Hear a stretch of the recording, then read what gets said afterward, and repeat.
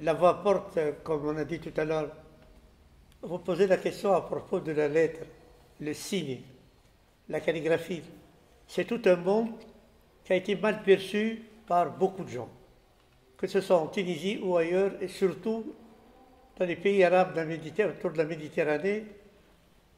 Beaucoup se sont trompés sur l'effet, la présence de la lettre dans l'œuvre d'art, que ce soit peinture, gravure, sculpture.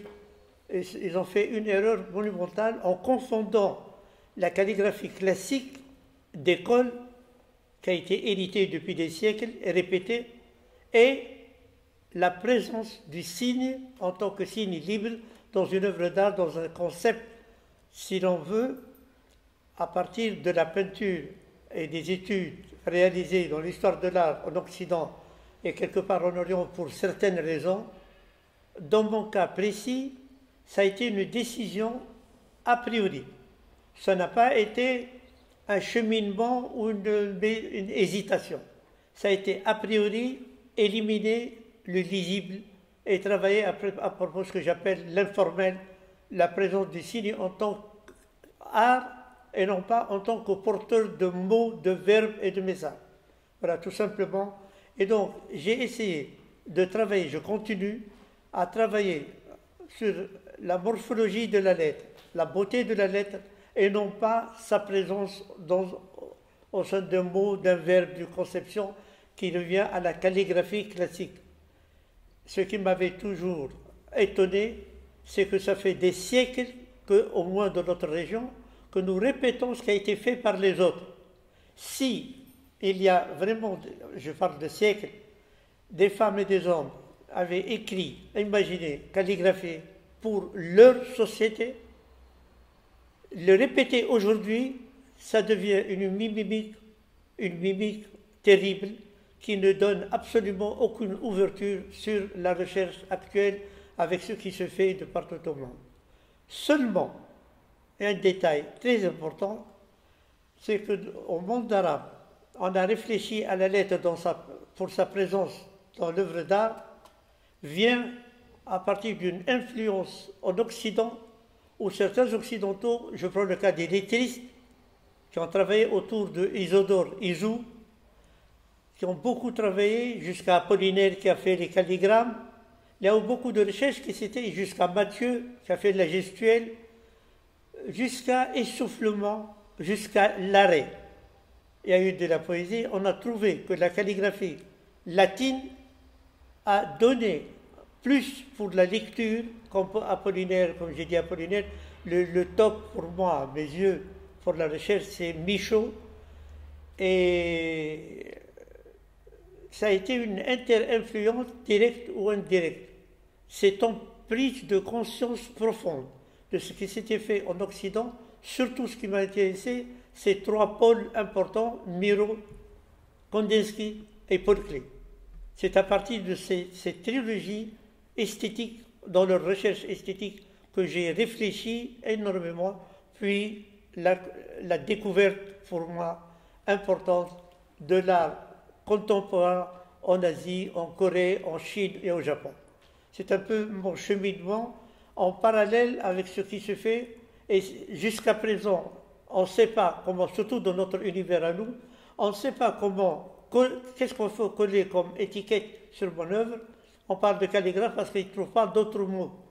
Il y a une grande réflexion qui doit se faire maintenant par les historiens ou les critiques d'art contemporain qui s'intéressent à notre partie du monde, c'est de trouver de nouveaux concepts au niveau de la littérature, parce qu'on se trompe énormément sur la facilité de poser des étiquettes faciles.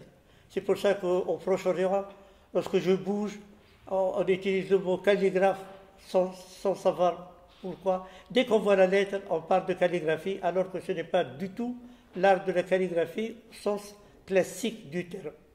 Pour aboutir à des bouts de lettres, on reconnaît, on reconstruit des détails dans le concept de la lettre, mais pas celle qu'on connaît.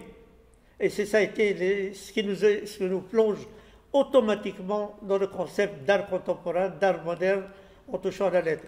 Une chose qui a été oubliée par les gens qui ont touché à la lettre, je ne parle pas des calligraphes, je parle de ceux qui ont fait des essais, c'est les origines de la tournure moderne de la lettre dans notre monde. Je prends le cas de la Tunisie, je prends le cas de Kairouan. Il y a eu à Kairouan, en Tunisie, la vraie forme artistique à partir de la lettre, lorsqu'on dit Diwan al-Qayrawani, al-Qayrawani al-Andalsi, on a fait une rupture avec tout ce qui provenait du Proche-Orient, et on a créé quelque chose pour la deuxième fois en Tunisie, donc Kairouan, mais une néo-punique pour d'autres raisons à l'époque punique, Kairouan, et comme a écrit un important théoricien irakien, et maintenant il y a un Tunisien qui s'appelle Jemedev qui essaye de comprendre cette problématique.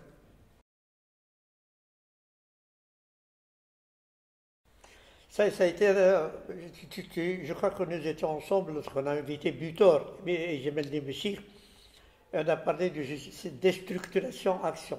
Beaucoup de gens s'étaient trompés dans certains catalogues. J'utilise le mot déstructuration et on utilise le mot destruction. C'est comme un jeu de mots et on n'a pas encore traduit pour l'arabe ce genre-là. Maintenant, tout en considérant ce que j'aime dans la culture occidentale, dans les concepts de l'histoire de l'art de l'Occident, je l'ai mis à la disposition de mon intérêt à formuler mon signe dans l'absolue abstraction de l'informel pour essayer de comprendre qu'est-ce qui différencie l'art occidental par rapport à notre culture à nous. Lorsque j'ai touché à la lettre, je n'ai jamais pensé c'est à nous, c'est à eux, c'est à nous, c'est à eux. Non. J'ai pensé comment marcher parallèlement à la culture de l'autre, l'Occident et autres, comme on réussit les Japonais, les Coréens, les Chinois, comme je l'ai dit tout à l'heure. J'ai trouvé extraordinaire comment ils ont. L'un des pays, j'ai failli dire arabe, l'un des pays du monde musulman où les artistes, consciemment ou inconsciemment, ont touché à la lettre dans son abstraction, mais ça a été provisoire pour ça. Je fais allusion aux Iraniens. Donc pour moi, le plus important historiquement, actuellement, au moins de ma génération à peu près, c'est Mohamed Ahsa'i, qui pour moi, il y a toute une école à partir du maître de Ahsa'i, etc.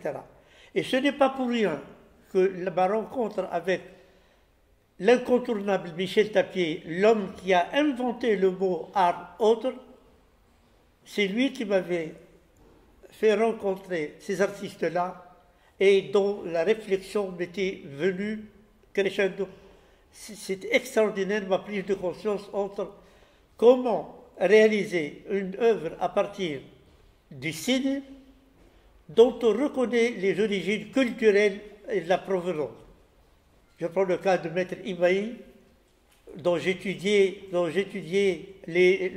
la démarche jusqu'au moment où il m'a invité à Tokyo pour rencontrer Maître Kato et travailler sur les origines, le développement, l'actuel et comment marcher parallèlement avec la culture de l'autre.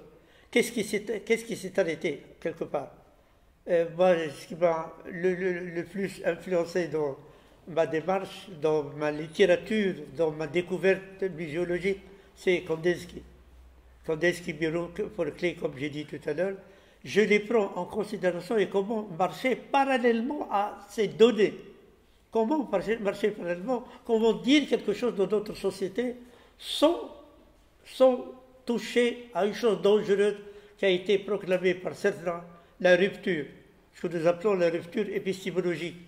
C'est comment être en parallèle, marcher en parallèle et accepter et proposer le flux des cultures avec l'autre.